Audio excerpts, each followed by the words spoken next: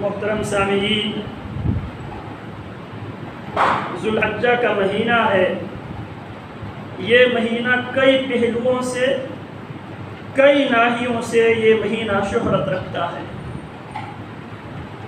اس میں سے کچھ کا تعلق عقائد سے ہیں، اصول دین سے ہے، اور کچھ کا تعلق کچھ تاریخی واقعات اور حادثات سے ہے۔ عموماً 18 ذی الحج کو پاکستان کی گلی کوچوں میں دو طرح کے اشتہارات ہماری نظروں سے گزرتے ہیں۔ ایک اشتہار یوم شہادت عثمان ابن عفان رضی اللہ تعالی عنہ کے حوالے سے، اور دوسرا اشتہار عید غدیر خم کے حوالے سے۔ عام آدمی ان اشتہارات کو پڑھ کر دیکھ کر پریشان ہوتا ہے۔ ایک طرف عید ہو رہی ہے، دوسری طرف ایک خاص لوگ یوم شہادت منا رہے ہوتے ہیں۔ اس حوالے سے عام آدمی کنفیوژن کا شکار ہوتا ہے، پریشان ہوتا ہے۔ ایک طبقہ عید منا رہے ہوتے ہیں اور ایک طبقہ یوم شہادت منا رہے ہوتے ہیں۔ اس حوالے سے ایک خطبہ بہت ہی مشہور ہے جسے خطبہ غدیر خم کے نام سے یاد کیا جاتا ہے، اور یہ خطبہ اہل سنہ والجماعہ کے حدیث کی مشہور کتب کے اندر بھی یہ خطبہ موجود ہے۔ انہی روایتوں میں سے آج ہم صحیح مسلم کی وہ روایت جسے سیدنا زید بن ارقم رضی اللہ تعالی عنہ نے روایت کیا ہے، اسی روایت سے گفتگو کی آغاز و ابتدا کرتے ہیں۔ امام مسلم رحمہ اللہ نے یزید بن حیان سے روایت کیا ہے۔ یزید بن حیان یہ تابعی ہے، فرماتے ہیں قال انطلقت انا وحصی بن سبرۃ وعمر بن مسلم الى زید بن ارقم۔ یزید بن حیان فرماتے ہیں میں اور حصی بن سبرہ اور مسلم بن عمر بن مسلم جناب زید بن ارقم، یہ مشہور صحابی ہے۔ نبی اکرم صلی اللہ علیہ وسلم دور مکی نے جس گھر کو نبی علیہ السلام نے اسلام کی تبلیغ، اسلام کی نشر و اشاعت کے لیے جس گھر کو نبی علیہ السلام نے بطور مرکز کے استعمال کیا، وہ دار ارقم ابن ابی الارقم رضی اللہ تعالی عنہ۔ تو یہ زید بن ارقم رضی اللہ تعالی عنہ صحابی رسول ہے۔ ان سے روایت کرتے ہیں یزید بن حیان، فرماتے ہیں میں اور حسین بن سبرہ، یہ حسین سین کے ساتھ نہیں ہے، صاد کے ساتھ ہے، حسین بن سبرہ اور عمر بن مسلم کوفہ سے چلے صحابی رسول زید بن ارقم رضی اللہ تعالی عنہ سے ملنے۔ فلما جلسنا الیہ، جب ہم جناب زید بن ارقم رضی اللہ تعالی عنہ کے پاس ہم پہنچے، بیٹھ گئے، قال له حسین بن سبرہ نے جناب زید بن ارقم رضی اللہ تعالی عنہ سے کہتے ہیں لقد لقیت یا زید خیرا کثیرا۔ زید بن ارقم رضی اللہ تعالی عنہ صحابی رسول ہونے کے ناطے آپ کو رب العالمین نے خیر کثیر سے نوازا ہے۔ وہ خیر کثیر کیا ہے؟ رأیت رسول اللہ صلی اللہ علیہ وسلم، خیر کثیر یہ ہے کہ آپ نے اپنی آنکھوں سے محمد الرسول اللہ صلی اللہ علیہ وسلم کی زیارت کی، پیارے پیغمبر علیہ السلام کی دیدار آپ کو نصیب ہوئے ہیں۔ وَسَمِعْتَ حَدِيثَهُ، اور آپ کو یہ فضیلت حاصل ہے کہ آپ نے اپنی آنکھوں سے رسول اکرم صلی اللہ علیہ وسلم کو دیکھا ہے۔ دوسری فضیلت آپ کو یہ حاصل ہے وَسَمِعْتَ حَدِيثَهُ، آپ نے نبی اکرم صلی اللہ علیہ وسلم کی حدیث سماعت فرمائی ہے۔ اور تیسری فضیلت یہ ہے وَغَزَوْتَ مَعَهُ، آپ کو نبی علیہ السلام کی قیادت میں پیارے پیغمبر کے جھنڈے تلے جہاد کرنے کے شرف حاصل ہوا ہے۔ وَصَلَّيْتَ خَلْفَهُ، پانچویں فضیلت آپ کو یہ حاصل ہوئی ہے کہ آپ رسول اکرم صلی اللہ علیہ وسلم کی امامت میں، آپ علیہ السلام کی اقتداء میں آپ کے پیچھے نماز پڑھنے کی بھی آپ کو فضیلت ملی ہے۔ تو یہاں پہ بات ثابت ہوتی ہے جس نے نبی اکرم صلی اللہ علیہ وسلم کو اپنی آنکھوں سے دیکھا ہو، جو نبی اکرم صلی اللہ علیہ وسلم کی احادیث جس نے اپنے کانوں سے سماعت کی ہو، اور جو نبی اکرم صلی اللہ علیہ وسلم کی قیادت میں جس نے جہاد و قتال کیا ہو، اور جو نبی اکرم صلی اللہ علیہ وسلم کے اقتداء میں آپ کی امامت میں جس کو نماز پڑھنے کے شرف حاصل ہوا ہو، حضرات تابعین اس کو خیر کثیر سے تعبیر کیا کرتے تھے، اور یقیناً یہ خیر کثیر ہے۔ لَقَدْ لَقِيتَ يَا زَيْدُ خَيْرًا كَثِيرًا، اے زید آپ کو رب العالمین نے بہت سے خیر سے نوازا ہے۔ حدثنا یا زید مما سمعت من رسول اللہ، زید لہٰذا آپ کو اللہ رب العالمین نے خیر کثیر سے نوازا ہے، ہماری گزارش اور درخواست یہ ہیں آپ ہمیں وہ حدیث سنائیں جو آپ نے نبی اکرم صلی اللہ علیہ وسلم سے خود سنی ہو۔ قال یا ابن اخی، زید بن ارقم رضی اللہ تعالی عنہ حسین بن صبرہ سے فرمانے لگے یا ابن اخی، اے میرا بھتیجا، لقد کبرت سنی، میں عمر رسیدہ ہو چکا ہوں،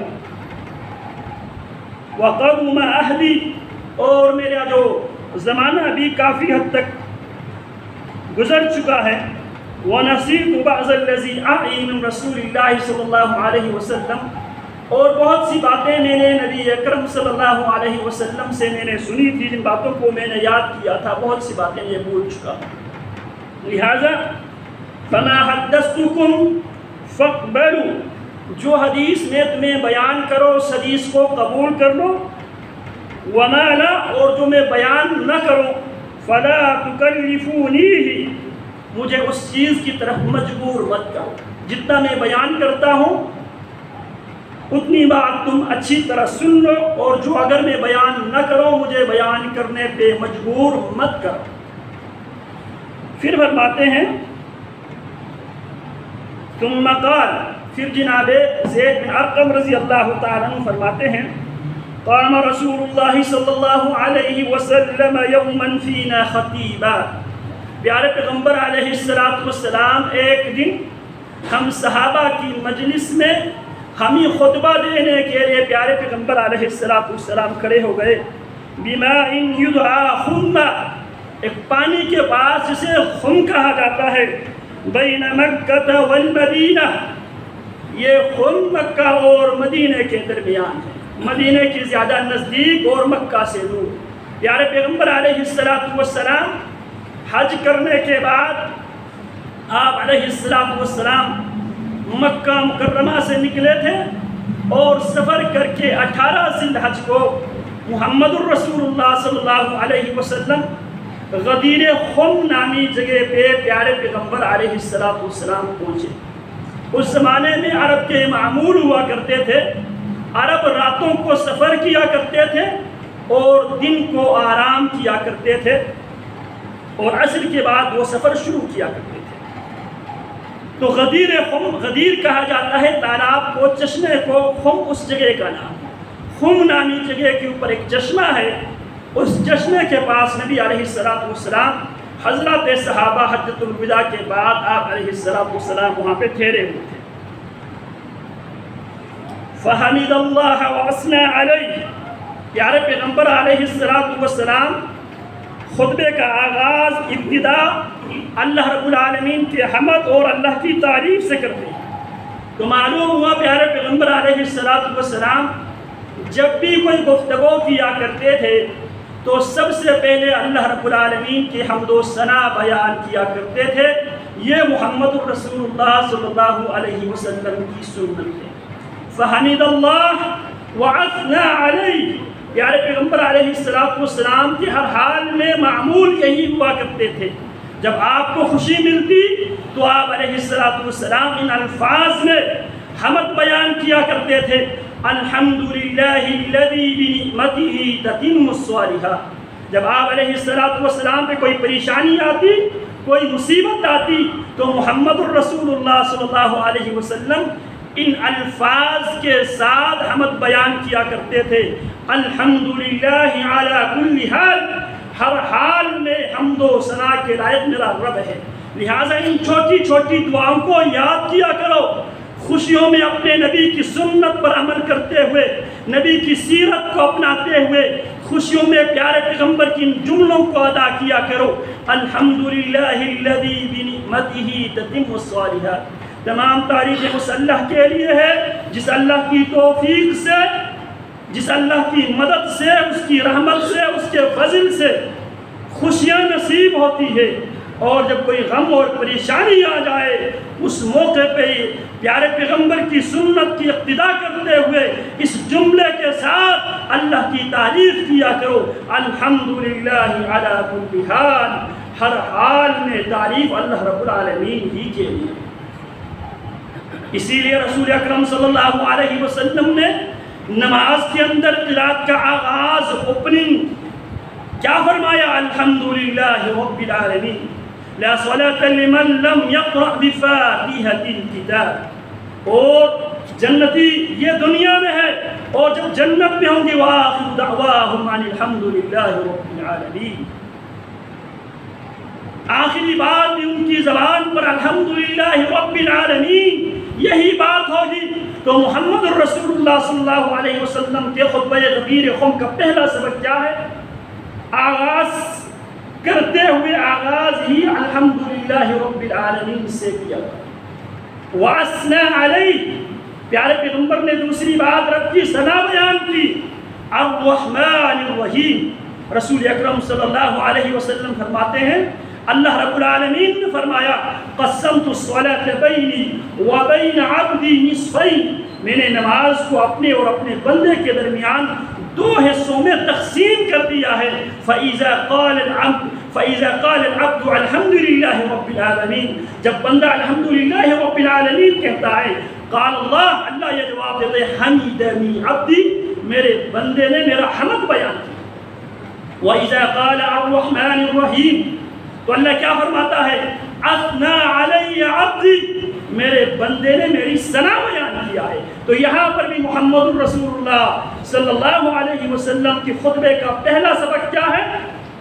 حمید اللہ واثنا علیہ. غدیر خطبہ غدیر خم کا پہلا سبق ہر حال میں، غمی میں، خوشی میں، تونگری میں، تنگدستی میں، ہر حال میں، بیماری میں، صحت مندی میں، ہر حال میں اللہ رب العالمین کی تعریف، اللہ کی حمد و ثنا. پھر اس کے بعد کیا فرماتے ہیں؟ وَوَعَزَ وَذَكَّرَ. پیارے پیغمبر نے واعظ ارشاد فرمایا. وَذَكَّرَ. پیارے پیغمبر علیہ السلام نے ہمیں نصیحت فرمائی. ثُمَّ قَالَ أَمَّا بَعْدُ. پھر نبی علیہ السلام اما بعد. اس کے بعد علی ایھا الناس. لوگوں غور سے اس بات کو سن لو. لوگوں کان کی کھڑکیاں کھول کر اس بات کو سن لو، یاد کر لو، آگے پہنچاؤ. علی ایھا الناس فانما انا بشر. حمد و ثنا کے بعد محمد الرسول اللہ صلی اللہ علیہ وسلم ایک اہم عقیدہ جو محمد الرسول اللہ صلی اللہ علیہ وسلم کی ذات کے حوالے سے ہے.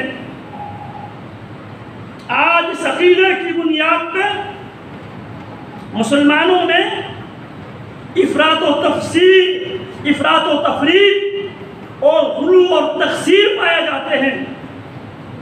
عقیدے کا ایک اہم چپٹر ہے، اور یہی بات اللہ رب العالمین نے سورہ کہف کی آخری آیت کے اندر بھی پیارے پیغمبر علیہ السلام نے جمعہ کے دن سورہ کہف کی تلاوت کی فضیلت بیان کی، تاکہ سورہ کہف کی اختتام پہ آدمی اپنے عقیدہ بنا لے محمد الرسول اللہ صلی اللہ علیہ وسلم کے حوالے سے۔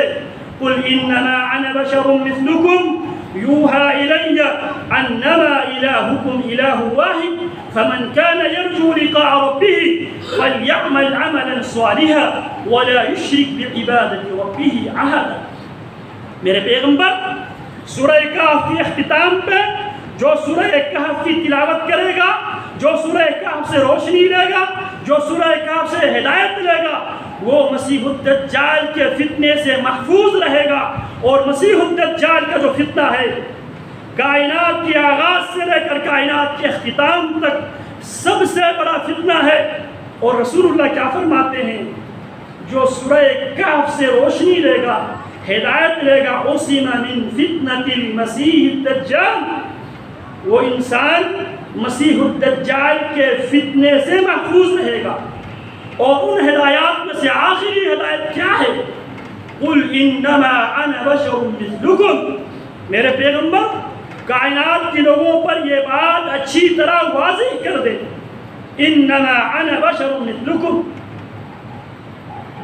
بناوٹ کے اعتبار سے، تخلیق کے اعتبار سے میں تمہاری طرح بشر ہوں، اور فضیلت کے اعتبار سے، مقام و منزلت کے اعتبار سے یوحا الیہ، میری طرف وحی کی جاتی ہے۔ انما انا بشر مثلکم یوحا الیہ، میری طرف وحی کی جاتی ہے۔ کس بات کی وحی کی جاتی ہے؟ انما الہکم الہ واحد، تحقیق تمہارے معبود برحق ایک ہی ہے۔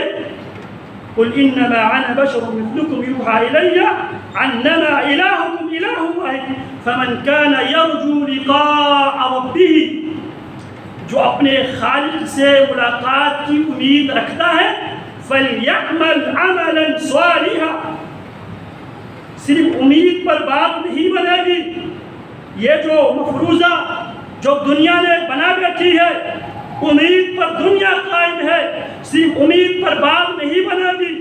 فَمَنْ كَانَ يَرْجُو، جو امید رکھتا ہے، لقاء ربہ، اپنے خالق و مالک سے ملاقات کی جو امید رکھتا ہے، تو امید پر بات نہیں بنے گی۔ فَلْيَعْمَلْ عَمَلًا صَالِحًا، اس کو چاہیے عمل صالح کرے۔ عمل صالح کیا ہے؟ ما اخلصہ واسوبہ، ہر وہ عمل جو خالصتاً لوجہ اللہ کیا جائے، واسوبہ، اور جو عمل محمد الرسول اللہ صلی اللہ علیہ وسلم کی سیرت اور سنت سے جو عمل ثابت ہو۔ تو یہاں پر بھی محمد الرسول اللہ غدیر قوم کے خطبے میں بھی یہی بیان کرتے ہیں، انما انا بشر، یاد رکھو میں بناوٹ کے اعتبار سے تمہارے طرح انسان ہی ہوں، بشر ہی ہوں۔ اور دوسری بات، یوشک ان یأتی رسول ربی، پہلی بات میں تمہاری طرح بشر ہوں، دوسری بات یوشک ان یأتی رسول ربی فأجیب، ممکن ہے رب کی طرف سے میری جان قبض کرنے کے لیے، میری روح قبض کرنے کے لیے اللہ کا وہ رسول، اللہ کا وہ ایلچی، وہ ملک الموت میری طرف آ جائے اور وہ مجھ سے اجازت مانگ لے، فأجیبہ، اور میں اس پکار پہ لبیک کہتے ہوئے میں اس کو اجازت دو، کیونکہ رب العالمین کی یہ سنت ہے۔ اللہ رب العالمین انبیاء کی روح، انبیاء کی اجازت سے اللہ رب العالمین قبض کرتا ہے۔ اسی لیے رسول اکرم صلی اللہ علیہ وسلم جب آپ سے آخری لمحات میں ملک الموت جب اجازت لے رہے تھے محمد الرسول اللہ اس کو اجازت ان الفاظ میں دے رہے تھے، اللہم بالرفیق الاعلی، اللہم بالرفیق الاعلی، اللہم بالرفیق الاعلی۔ اللہ رفیق اعلیٰ کے ساتھ ملا دے، اللہ مجھے رفیق اعلیٰ کے ساتھ ملا دے۔ یہاں یہ بات ثابت ہوتی ہے کہ محمد الرسول اللہ حضرات صحابہ کی اور صحابہ کے ذریعے رہتی دنیا تک امت کی یہ ذہن سازی کر رہے ہیں، ان کا یہ عقیدہ بنا رہے ہیں۔ كل من عليها فان ويبقى وجه ربك ذو الجلال والإكرام كل نفس ذائقة الموت۔ ہر نفس نے موت کا مزہ چکھنا ہے۔ كل من عليها فان، رب کے علاوہ کائنات کی ہر چیز فانی ہے۔ محمد الرسول اللہ صحابہ کی ذہن سازی کر رہے ہیں، میری طرف رب کے پیغمبر آ جائے، رب کا رسول آ جائے، ملک الموت آ جائے، فوجی میں اپنے رب کی پکار کو، رب کی دعوت کو میں قبول کر لو۔ لہٰذا اسی لیے سیدنا ابو بکر رضی اللہ تعالی عنہ امت میں وہ پہلی شخصیت ہے جب محمد الرسول اللہ صلی اللہ علیہ وسلم دنیا سے تشریف لے جاتے ہیں، کیا فرمایا؟ الا انہ من کان یعبد محمدا فان محمدا قد مات ومن کان یعبد اللہ فان اللہ حی لا یموت۔ الا انہ من کان یعبد محمدا، لوگوں بات سن لو، جو محمد الرسول اللہ کی پرستش، محمد الرسول اللہ کی عبادت کرتا تھا، اسے معلوم ہونا چاہیے محمد الرسول اللہ صلی اللہ علیہ وسلم پر موت آ چکی ہے۔ امت میں سب سے پہلی شخصیت جس نے محمد الرسول اللہ صلی اللہ علیہ وسلم کی موت کی تصدیق کی، وہ انبیاء و رسول کے بعد کائنات کی سب سے بڑی فضیلت والی، سب سے بڑی شخصیت انبیاء و رسول کے بعد صدیق اکبر رضی اللہ تعالی عنہ۔ صدیق اکبر رضی اللہ تعالی عنہ محمد الرسول اللہ صلی اللہ علیہ وسلم کے مزاج شناس تھے۔ جب یہ آیت، یہ سورہ مبارکہ نازل ہوئی، اذا جاء نصر اللہ والفتح ورأيت الناس يدخلون في دين الله أفواجا فسبح بحمد ربك واستغفر إنه كان توابا۔ ابو بکر کے بعد عمر ابن الخطاب کائنات میں دوسری بڑی شخصیت تھی انبیاء و رسول کے بعد۔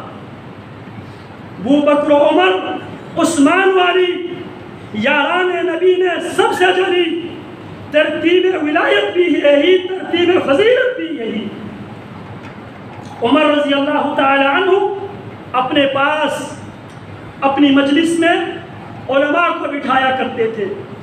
ان علماء کی فہرست میں ترجمان القرآن حبر الامہ عبداللہ بن عباس رضی اللہ تعالی عنہ بھی تھے۔ بعض لوگوں نے اعتراض کیا، عبداللہ بن عباس نوعمر نوجوان، اس کو امیر المؤمنین کبار صحابہ کی مجلس میں کیوں بٹھاتے ہیں؟ امیر المؤمنین نے ان کو یہ بات سمجھانے کے لیے امیر المؤمنین نے ایک دن بڑی مجلس میں ایک سوال پیش کیا۔ وہ سوال یہ قرآن مجید کی یہ سورہ مبارکہ اذا جاء نصر اللہ والفتح ورأيت الناس يدخلون في دين الله أفواجا فسبح بحمد ربك واستغفره إنه كان توابا۔ بعض لوگوں نے، مختلف قسم کی توجیہ پیش کی۔ عبداللہ بن عباس کیا فرماتے ہیں؟ نعی رسول اللہ صلی اللہ علیہ وسلم، یہاں رب العالمین نبی علیہ السلام کو یہ بتلا رہے ہیں، اللہ کے حبیب اب دین مکمل ہو چکا ہے، آپ کا مشن اب کمپلیٹ ہو چکا ہے، اب واپسی کی تیاری کر لے۔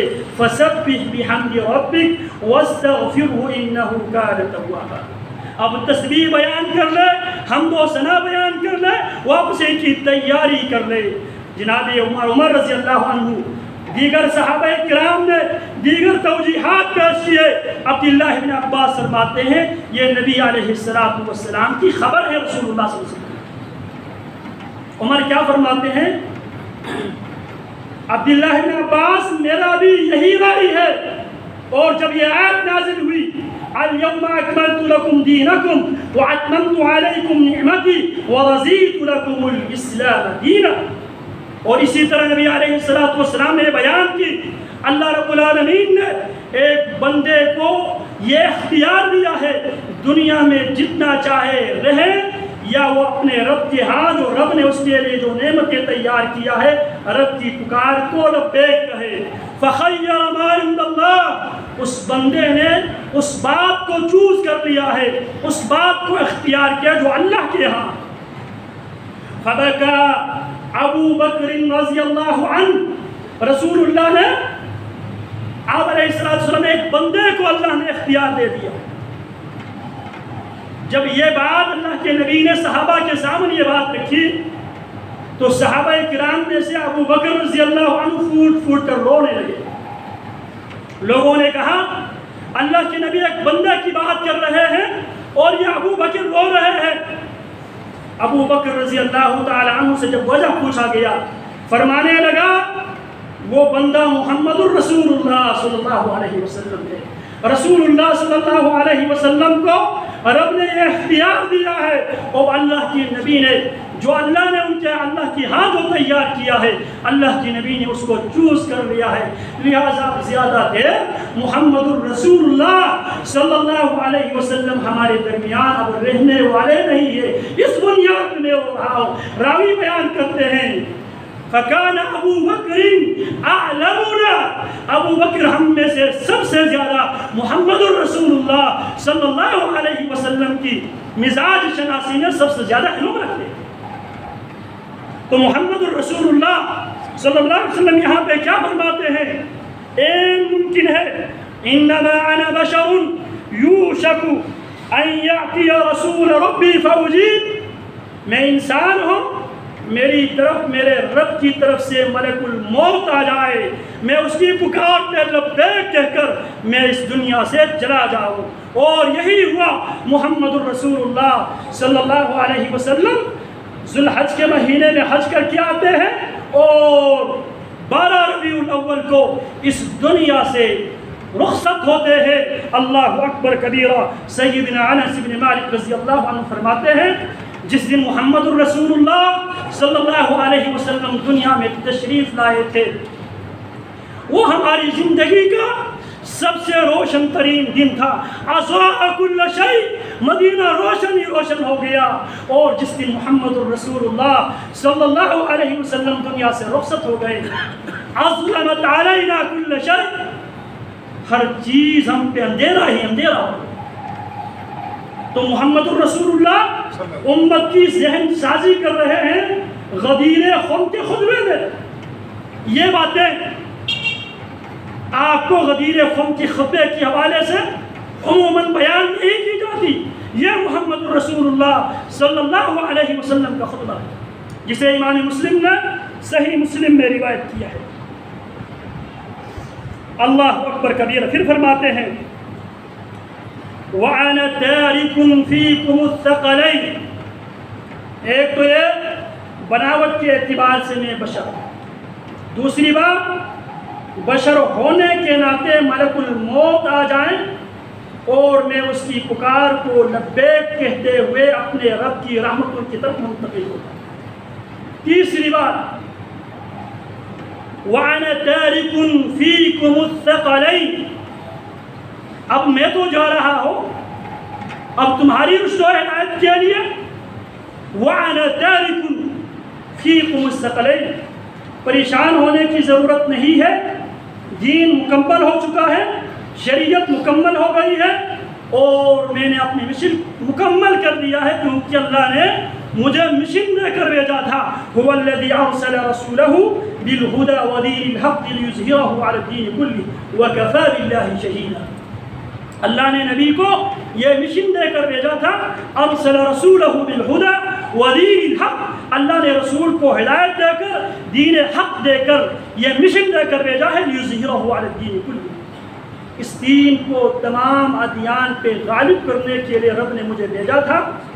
اب وہ مشن مکمل ہو چکا. اذا جاء نصر اللہ والفتح ورأیت الناس يدخلون فی دین اللہ افواجا. اب لوگ مختلف علاقوں سے فوج در فوج اب دین میں داخل ہو رہے ہیں، لہٰذا میرا مشن مکمل ہو چکا. اب مسئلہ یہ ہے تمہارے لیے کون سی چیز میں تمہیں چھوڑ کے جا رہا ہوں. انی تارک فیکم الثقلین، میں تم میں دو وزنی چیزیں چھوڑ کے جا رہا ہوں. اولہما کتاب اللہ، ان میں سے پہلی چیز اللہ کی کتاب ہے. پہلی چیز جو میں تمہیں چھوڑ کے جا رہا ہوں تمہاری رشد و ہدایت کے لیے، رہتی دنیا تک امت کی رہنمائی کے لیے، جو میں چھوڑ کے جا رہا ہوں اس کی حفاظت کی ذمہ داری کس نے اٹھائی ہے؟ میرے خالق و مالک نے. اِنَّا نَحْنُ نَزَّلْنَا الذِّكْرَ وَإِنَّا لَهُ لَحَافِظُونَ وَإِنَّهُ لَذِكْرٌ لَكَ وَلِقَوْمِكَ وَسَوْفَ تُسْأَلُونَ لَا يَأْتِيهِ الْبَاطِلُ مِنْ بَيْنِ يَدَيْهِ وَلَا مِنْ خَلْفِهِ تَنزِيلٌ مِنْ حَكِيمٍ حَمِيدٍ. ہم نے ہی اس ذکر کو نازل کیا ہے، ہم ہی اس ذکر کی حفاظت کرنے والے ہیں. لا يأتيه الباطل من بين يديه ولا من خلفه تنزيل من حكيم حميد. جو میں تم میں چھوڑے جا رہا ہوں اس کی حفاظت میرے رب نے اٹھائی ہے. لا يأتيه الباطل، اس کتاب کے اندر کوئی باطل پرست، باطل عقیدہ رکھنے والا اس میں نہ اضافہ کر سکے گا نہ اس میں سے کوئی کمی کر سکے گا. لا يأتيه الباطل، باطل کو میں نے آنے کے نہ پیچھے سے راستہ چھوڑا ہے نہ آگے سے راستہ چھوڑا. کیوں؟ تنزیل من حکیم حمید، یہ نازل ہی کمال حکمت والا اور سب سے زیادہ تعریف والا اللہ نے نازل کیا.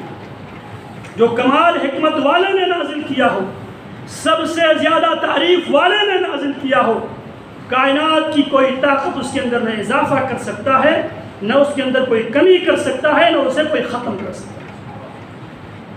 کیا فرمایا؟ اولہما کتاب اللہ.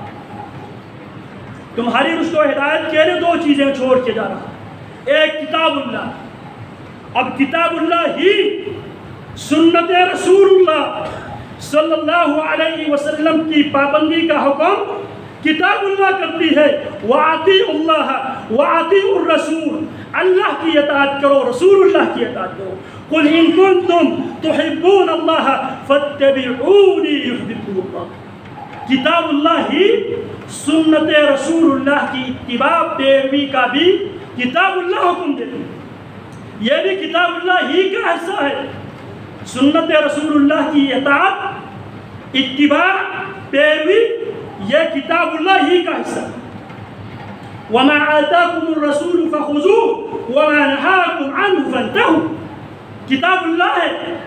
لَقَدْ كَانَ لَكُمْ فِي رَسُولِ اللَّهِ أُسْوَةٌ حَسَنَةٌ لِمَنْ كَانَ يَرْجُو اللَّهَ وَالْيَوْمَ الْآخِرَ وَذَكَرَ اللَّهَ كَثِيرًا. کتاب اللہ ہے.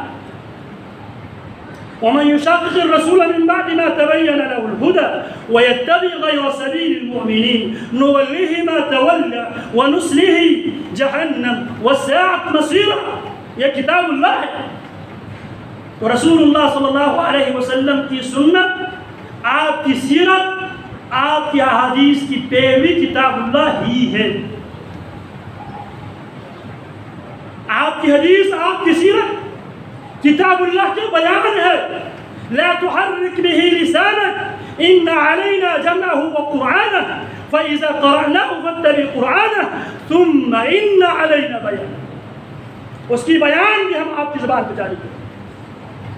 واذكرن ما يتلى في بيوتكن من آيات الله والحكمة. کتاب اللہ ہے. اولهما کتاب اللہ. جو میں تمہیں چھوڑ کے جا رہا ہوں تمہاری رشد و ہدایت کے لیے، ثقلین چھوڑ کے جا رہا ہوں. پہلی چیز کتاب اللہ، فیہ الہدی والنور. اب کتاب اللہ عبارت ہے ہدایت سے، کتاب اللہ عبارت ہے نور سے. کتاب اللہ میں رب العالمین کے بارے میں نور، روشنی کیا ہے؟ وَإِلَٰهُكُمْ إِلَٰهٌ وَاحِدٌ. اور تمہارے معبود ایک ہی ہے، فَلَهُ أَسْلِمُوا وَبَشِّرِ الْمُخْبِتِينَ، اسی اللہ کی تابعداری کیا کرو، اسی اللہ کے آگے سر تسلیم خم ہو جاؤ، وَبَشِّرِ الْمُخْبِتِينَ، اللہ کی بندگی کے لیے جو لوگ سرنڈر ہوتے ہیں، میرے پیغمبر مخبتین کو آپ خوشخبری دے۔ فی الہدی، اس کتاب کے اندر یہ کتاب ہدایت ہے، کن کے لیے؟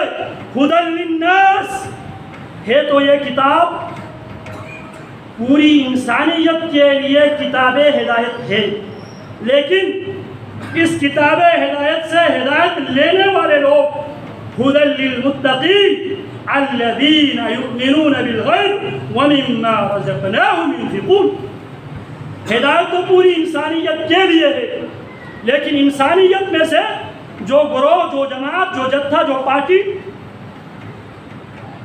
کتاب اللہ سے ہدایت لیتے ہیں، انہیں کتاب اللہ متقین کے ٹائٹل دیتی ہے۔ والنور، یہ کتاب ہدایت کی کتاب ہے، اور یہ کتاب نور والی کتاب ہے۔ نور ہدایت بھی اللہ کی کتاب ہے، کوئی نور من نور اللہ نہیں ہے، کوئی مخلوق نور من نور اللہ نہیں ہے۔ نور ہدایت کتاب اللہ ہے۔ محمد الرسول اللہ خطبہ غدیر خم میں یہ عقیدہ دے رہے ہیں امت کو، انی تارک فیکم الثقلین کتاب اللہ اولہما کتاب اللہ فیہ الہدی والنور، اس میں ہدایت ہے اور اس میں روشنی ہے، نور۔ اللہ ولی الذین آمنوا یخرجهم من الظلمات إلى النور والذين كفروا أولياؤهم الطاغوت يخرجونهم من النور إلى الظلمات۔ اللہ دوست ہے، ولی ہے ایمان والوں کا۔ اللہ ایمان والوں کو اندھیروں سے، یاد رکھو باطل کی کئی قسمیں ہیں، کائنڈ آف باطل بہت زیادہ ہے، ہر گزرتے دن کے ساتھ ایک باطل پیدا ہوتا ہے۔ یاد رکھو حق ایک ہے، حق ایک تھا، ایک ہے اور ایک ہی رہے گا۔ اسی لیے اللہ رب العالمین نے یہاں اللہ ولی الذین آمنوا، اللہ ولی ہے ان لوگوں کا جو ایمان لا چکے ہیں۔ یخرجہم، اللہ ایمان والوں کو نکالتا ہے، من الظلمات، اندھیروں سے، الی النور، نور کی طرف۔ یہاں پہ ظلمات جمع بیان کیا گیا ہے، نور واحد سنگولر بیان کیا گیا۔ حق ایک ہے، باطل کئی قسم کے ہو سکتے ہیں۔ فماذا بعد الحق الا الضلال، ایک حق ہے باقی سب باطل۔ ذلك بأن الله هو الحق وأن ما يدعون من دونه الباطل، اللہ ہی حق ہے، اللہ کی عبادت پر حق ہے، اللہ کی وحدانیت پر حق ہے، باقی سب باطل۔ تو اللہ ایمان والوں کو اندھیروں سے نکالتا ہے نور کی طرف۔ والذین کفروا اولیاؤہم الطاغوت، جو کافر ہے ان کے دوست، اللہ دوست ہے کن کے؟ ایمان والوں کے، اور کافر کے دوست کون ہے؟ طاغوت۔ اور طاغوت کون ہے؟ الطاغوت کل ما عبد من دون اللہ، طاغوت ہر وہ چیز جس کی پرستش کی جائے اللہ کے مقابل، خواہ بتوں کی صورت میں ہو، خواہ تصویروں کی صورت میں ہو، خواہ بابوں کی صورت میں ہو، خواہ داغوں کی صورت میں ہو، خواہ جوتوں کی صورت میں ہو، خواہ قبروں کی صورت میں ہو، جس بھی صورت میں ہو وہ طاغوت ہے، خواہ اناپ پرستی کی صورت میں، ہوا پرستی، یہ بھی طاغوت ہے۔ والذین کفروا اولیاؤہم الطاغوت یخرجونہم من النور الی الظلمات۔ طاغوت انسانوں کو نور سے نکال کر اندھیروں میں لے جاتے ہیں، طاغوت انسانوں کو نور ہدایت سے نکال کر کفر، شرک، بدعات، خرافات، رسومات کے اندھیروں میں لے جاتے ہیں۔ تو رسول اللہ صلی اللہ علیہ وسلم کیا فرماتے ہیں؟ انی تارک فیکم الثقلین، میں تم میں دو باری چیزیں چھوڑ کے جا رہا ہوں، اولہما کتاب اللہ، ان دونوں میں سے پہلی چیز کتاب اللہ۔ اب کتاب اللہ کیا ہے؟ کتاب اللہ کن باتوں سے عبارت ہے؟ فیہ الہدی، یہ کتاب ہدایت ہے، والنور، یہ کتاب نور ہے، روشنی والی کتاب۔ جو اس سے روشنی لے گا وہ روشنی میں ہی چلتا رہے گا، اور قیامت کے دن ہوگا یسعی نورہم بین ایدیہم وبایمانہم، قیامت کے دن وہ نور میں ہی چل رہے ہوں گے، یسعی نورہم بین ایدیہم وبایمانہم۔ بشراکم اليوم، آج تمہارے لیے خوشخبری ہے، کیوں دنیا میں تم نے اپنے تعلق نور سے، کون سا نور، کون سی روشنی؟ جو محمد الرسول اللہ صلی اللہ علیہ وسلم لے کر آئے تھے، اور اللہ کی نبی علیہ السلام اس روشنی کو، اس نور کو لے کر نہیں گئے۔ اس لیے ایک بات کر کے بات کو ختم کرتا ہوں۔ اس موضوع کو جس مناسبت سے شروع کیا ہے، اس حوالے سے یہ بات بھی ذہن میں رکھنا ضروری ہے، ایک گروہ جو اس دن کو عید مناتے ہیں 18 ذی الحج کو، ان کا عقیدہ کیا ہے؟ یہ نور والی کتاب، نعوذ باللہ ثم نعوذ باللہ، سیدنا علی رضی اللہ تعالی عنہ نے انسانیت سے چھپایا ہے، اور قرب قیامت قائم آل محمد امام مہدی کے ہاتھوں یہ کتاب نمودار ہوگی۔ اب ایمان سے بتلائیے، اگر یہ کتاب نعوذ باللہ ثم نعوذ باللہ سیدنا علی بن ابی طالب نے غائب کر دیا ہے، چھپایا ہے، تو کیا آج پوری انسانیت اگر صحیح کتاب نہ ہونے کی وجہ سے اگر گمراہی کا شکار ہے، تو یہ لوگ سیدنا علی کو کیا کہہ رہے ہیں؟ علی انسانیت کی نعوذ باللہ نقل کفر نباشت، وہ کیا کہہ رہے ہیں؟ کتاب ہدایت چھپا کر علی نے انسانیت کے ساتھ میں وہ جملہ زبان پہ ادا نہیں کر سکتا جو وہ کہنا چاہتا۔ تو میرے نبی نور چھوڑ کے جا رہے ہیں، انی تارک فیکم الثقلین اولہما کتاب اللہ فیہ الہدی والنور۔ انشاءاللہ اس خطبے کی بقیہ انشاءاللہ معروضات اگلے انشاءاللہ خطبات بھی بیان کرنے کی کوشش کروں گا، اور یہ بھی انشاءاللہ بیان کرنے کی کوشش کروں گا ولی کون ہے اور مولا کیا ہے۔ اللہ ولی الذین آمنوا یخرجہم من الظلمات الی النور والذین کفروا اولیاءهم الطاغوت یخرجونہم من النور الی الظلمات۔ صلی اللہ علیہ وسلم۔